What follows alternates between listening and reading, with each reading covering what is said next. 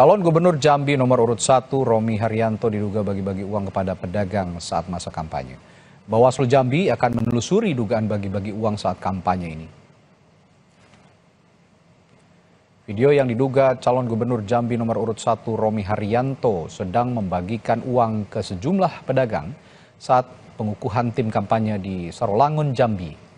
Lalu beredar di media sosial. Dan dalam video itu tampak Cagup Romi Haryanto didampingi tim suksesnya dengan menggunakan atribut kampanye membagikan uang pecahan Rp50.000 ke pedagang dengan meminta pedagang untuk memilihnya di Pilkada Jambi. Tim media center pasangan Romi Haryanto Sudirman membantah video bagi-bagi uang dilakukan saat masa kampanye, melainkan diambil saat status paslon nomor urut 1 itu sendiri masih menjadi bakal calon dan belum ada penetapan dari KPU. Jadi kalau buat kami itu tidak ada sesuatu yang melanggar secara aturan, secara hukum, ditimbang dari beberapa hal tadi. Status beliau masih bakal calon gubernur, kemudian yang hadir itu adalah internal dari tim kita, kemudian UMKM yang hadir sana diundang untuk mensupport acara, kemudian beliau juga menraktir teman-temannya di sana untuk makan minum, itu sesuatu yang menjadi kebiasaan. Jadi dalam pandangan kami sebagai tim tidak ada yang salah dari aturan-aturan pemilu terkait itu.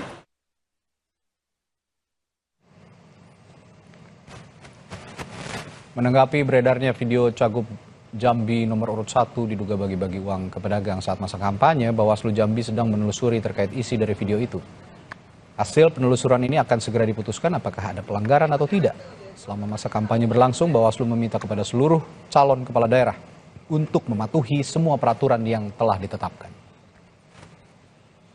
Dalam penelusuran kami akan mengkaji pertama dari aspek material. Apakah secara waktu ini adalah waktu yang dilanggar dalam melaksanakan hal tersebut. Yang kedua secara tempat. Apakah tempat ataupun event yang ada pada saat itu merupakan event kampanye yang itu membuktikan bahwa itu ada larangan memberikan uang ataupun materi lainnya.